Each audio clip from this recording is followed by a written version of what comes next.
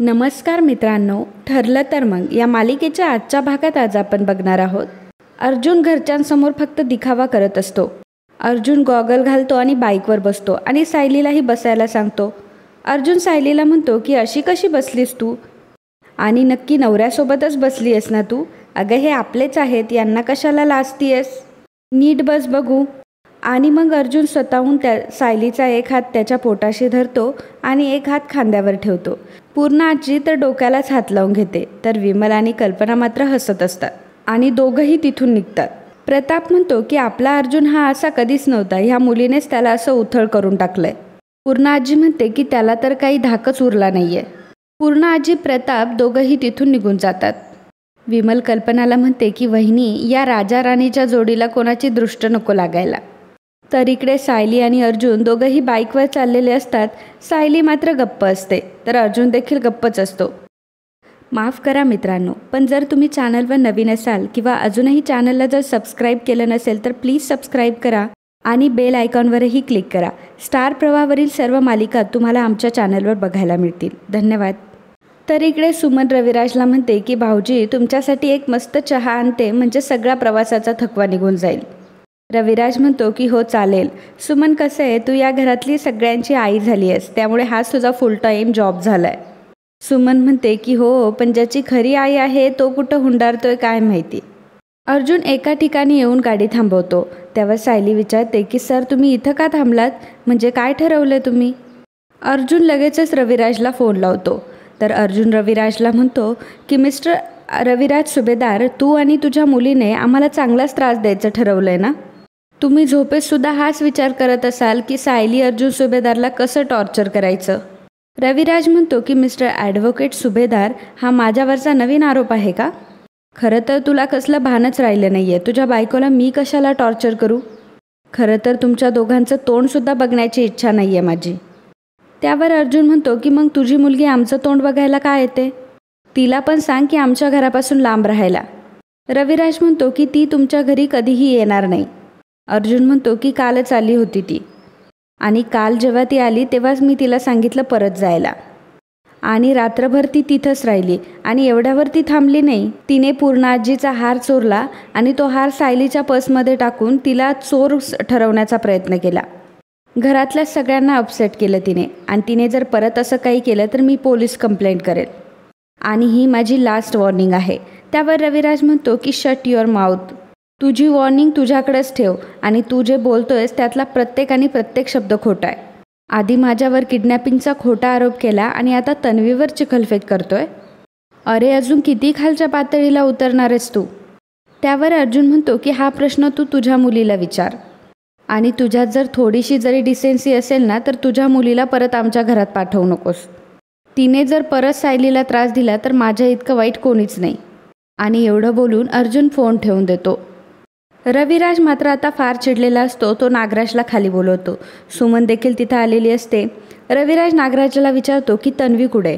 नागराज म्हणतो की अरे तुला सांगितलं ना, ती ॲडमिशनच्या प्रोसेससाठी गेली आहे. रविराज विचारतो की कधी गेली आहे. आज सकाळी गेली आहे की काल रात्री. तेवढ्यातच प्रिया देखील तिथं आलेली असते. प्रिया मनात म्हणत असते की हा किल्लेदार मध्येच येऊन कसा काय टपकला. तर रविराज नागराजला जाब विचारत असतो की मी काय विचारतोय तुला. प्रिया येते आणि म्हणते की बाबा काय हो, तुम्ही एवढ्या लवकर कसे काय आलात. रविराज मात्र प्रियाकडे खूप रागाने बघत असतो. प्रिया म्हणते की मला माहिती आहे तुम्हाला माझी आठवण आली म्हणून तुम्ही आला ना. प्रिया रविराजच्या गळ्यात पडायला जाते. तेवढाच रविराज म्हणतो की थांब, तू नक्की कुठे गेली होतीस. नागराज म्हणाला की तू ॲडमिशनसाठी गेली होतीस, पण तू वेगळीकडूनच कुठून तरी येतेस ना. सुमन म्हणते की अहो भाऊजी, तन्वी आत्ताच तर आली आहे. रविराज म्हणतो की मध्ये कोणीही बोलू नका. तन्वी, मी तुला काहीतरी विचारलंय आणि तुझ्या उत्तराची वाट बघतोय. प्रियाची मात्र चांगलीच बोबडी वळते. तेव्हा रविराज म्हणतो की काल रात्री तू सुभेदारांच्या घरी गेली होतीस आणि रात्रभर तिथंच राहिली, बरोबर. आता प्रियाकडे कुठलंही उत्तर नसतं. तर इकडे सायली आणि अर्जुन दोघंही गाडीवर चाललेले असतात. तर अर्जुन हा खूप फास्ट गाडी चालवत असतो, त्यामुळे सायली त्याच्या पोटाला धरते. परंतु नंतर तिच्या लक्षात येतं, ती पुन्हा हात काढून घेते. सायलीला मात्र अर्जुनचा रागच आलेला असतो. सायली अर्जुनला म्हणते की रविराज सरांना फोन करायची काय गरज होती सर, हे अजून चिघळवायचं आहे का आपल्याला. अर्जुन म्हणतो की मग मी काय तुमच्यासारखं गप्प बसायचं? चुकीच्या माणसांना तिथल्या तिथे उत्तर द्यायला शिका तुम्ही सायली.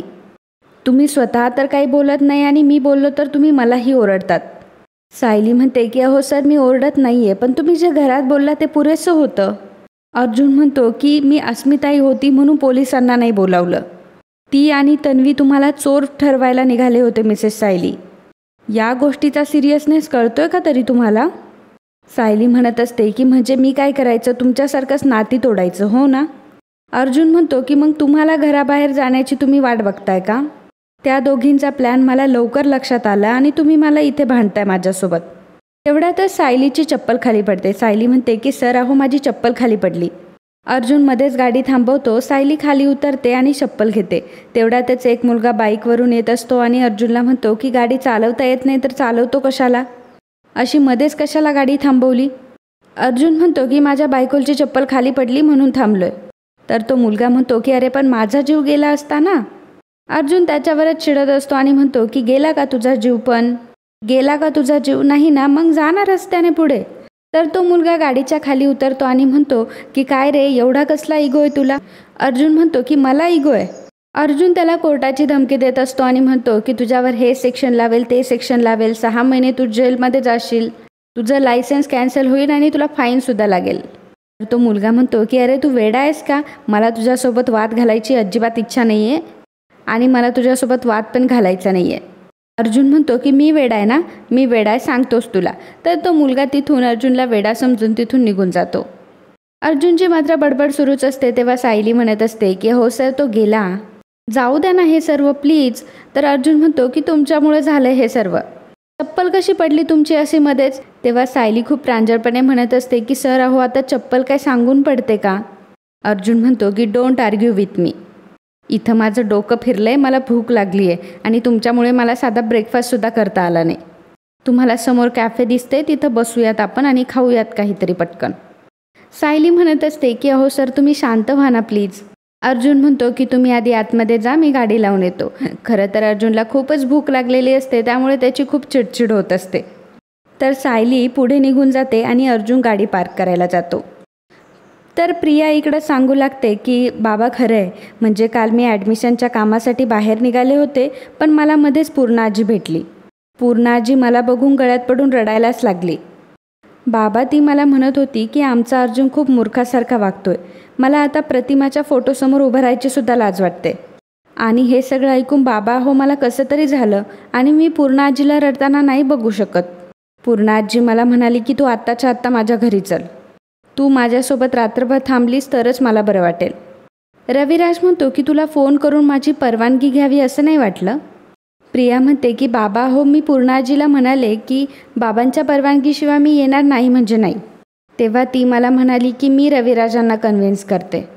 आणि मग नंतर तर पूर्णाजीने आईची शपथ घातली मला. आता आईची शपथ घातल्यावर मी काय करणार होते बाबा तुम्हीच मला सांगा.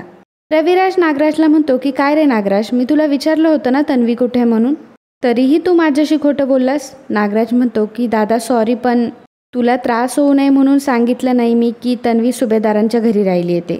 रविराज म्हणतो की पण तुम्ही सर्वच जण माझ्याशी खोटं बोललात तर मला त्रास नाही होणार का? सुमन म्हणते की अहो भाऊजी तुम्ही चिडू नका ना, आजी आणि मुलीचं मायेचं नातं आहे, ते इतक्या सहजपणे नाही तुटणार. तर रविराज म्हणतो की ठीक आहे, आता जे झालं ते झालं, आता इथून पुढे तू तिकडं जाऊ नकोस. नागराज विचारतो की दादा पण ही पूर्ण आईकडे गेली हे तुला कसं काय समजलं? त्यावर रविराज म्हणतो की अर्जुनचा फोन आला होता आणि नेहमीप्रमाणे वेडवाकडंच वागत होता. तो मला म्हणत होता की तन्वीने पूर्णाईचा हार चोरून सायलीवर आरोप करण्याचा प्रयत्न केला. नागराज म्हणतो की काय? रविराज म्हणतो की तन्वी असं कधीच नाही करणार. माझा त्या अर्जुनवर काडीमात्राचा विश्वास नाही आहे आणि तन्वीवर सुद्धा माझा पूर्ण विश्वास आहे. हा आरोपसुद्धा माझ्यावर केलेल्या किडनॅपिंगसारखा खोटा आहे. प्रिया म्हणते की बाबा म्हणजे मी तिथून निघाले ना तेव्हा घरात काहीतरी गोंधळ सुरू होता, म्हणजे आतून अस्मिताचा आणि अर्जुनचा आवाज येत होता, पण बाबा मी त्याच्यात अजिबात पडले नाही. रविराज म्हणतो की बरं केलंस, यापुढे त्या घराशी कुठलाही संबंध ठेवायचा नाही. एवढं बोलून रविराज तिथून निघून जातो. तर इकडे सायली कॅफेमध्ये आलेली असते आणि ती खुर्चीवर बसते. नंतर अर्जुन देखील येतो. दोघांचेही तोंड वाकडे असतं. तर इकडे कल्पना विमलला म्हणते की पूजेची सर्व तयारी झाली आहे ना? विमल म्हणते की हो. कल्पना म्हणते की एरवी मला वटपौर्णिमेचा खूप उत्साह असतो, परंतु आज जे अस्मिताने केलं आहे ना, त्यामुळे माझं मनच लागत नाही आहे. विमल म्हणते की जे झालं ते झालं. आता सणाच्या दिवशी घरातल्या लक्ष्मीच्या चेहऱ्यावर हसू असलं पाहिजे. तर कल्पना म्हणते की त्यातल्या त्यात सायली बाहेर पडली हे तर एकतर बरं झालं. म्हणजे निदान ती आता येईल ना तर तिचा तरी चेहरा हसरा असेल. विमल म्हणते की त्या पण काही कमी नाही आहे. आल्या आल्या पदर खोचतील आणि स्वयंपाकाला लागून जातील. पण वहिनी त्या यायच्या आतच मी सगळं स्वयंपाक बनवून ठेवणार आहे. कल्पना म्हणते की हुशार आहेस. जर असं काही केलं तरच त्या सायलीला आराम भेटेल. तर इकडे मैपत फोनवर बोलत असतो. साक्षी मात्र प्रचंड आनंदात असते. साक्षी मैपतला फोन ठेवायला लावते आणि पटकन एक गुड न्यूज देते की ती आश्रमाची जागा आपण विकत घेतली आहे. मैपत म्हणतो की अभिनंदन पोरी अभिनंदन. म्हणजे ती जागा आपण घेतली हे कोणाच्या लक्षात सुद्धा आलं नाही आहे. साक्षी म्हणते की आणि एवढं सगळं होऊन सुद्धा आपल्याला जे हवं होतं तेच भेटले. मी खूप खुश आहे अण्णा. मैपत विचारतो की मग काय केवढ्याला पडली ती जागा? साक्षी म्हणते की 4.5 करोड. मैपत म्हणतो की अरे वा, मग आता लवकरात लवकर रिसॉर्टच्या कामाला लागा. साक्षी म्हणते की एवढ्यात नाही अण्णा. जरी आपला प्लॉट आपल्या नावावर झाला असेल तरी अजून धोका टळलेला नाही आहे. तो अर्जुन नक्कीच फाइंड आउट करण्याचा प्रयत्न करणार की ती जागा नक्की कोणी घेतली आहे. वातावरण आता तापलेलं आहे, त्यामुळे आत्ता राहू द्या. आता आपण काहीच हालचाल नाही करायची. कधी कधी शांत बसण्यातच हुशारी असते. अर्जुनचं काही महिने ह्या केसकडून दुर्लक्ष होऊ द्या, फार फार तर 1 वर्ष. अर्जुनला थोडा वेळ त्याचा संसार करू देत आणि प्रियाला आहे तिथंच रडत बसू देत. आणि मग आपण आपलं रिसॉर्ट सुरू करूयात. 1 वर्षाने का होईना हे होणारच आहे. मग आपला फायदाच फायदा. आणि दोघंही टाळ्या देऊन हसत असतात. तर इकडे अर्जुन हा वेटरला ऑर्डर देत असतो. तो म्हणत असतो की 2 व्हेज ग्रिल सँडविच, 1 कॉफी आणि 1 मँगो मिल्कशेक. सायली म्हणते की नाही मला सँडविच नको आहे. अर्जुन विचारतो की मग दुसरं काही हवं आहे तुम्हाला? सायली म्हणते की मला काही नको आहे. अर्जुन म्हणतो की का? मी तुमची ऑर्डर दिली म्हणून तुम्हाला राग आला का? अर्जुन वेटरला सांगतो की 1 सँडविच आणि 1 कॉफी. वेटर तिथून निघून जातो. तर अर्जुन सायलीला म्हणतो तुम्हाला जर तुमची ऑर्डर मला देऊन द्यायची नव्हती तर सांगायचं ना तुम्हाला काय हवं आहे ते. पण नाही, मी जर काही केलं, काही वागलो, काही बोललो तर तो माझा इगो.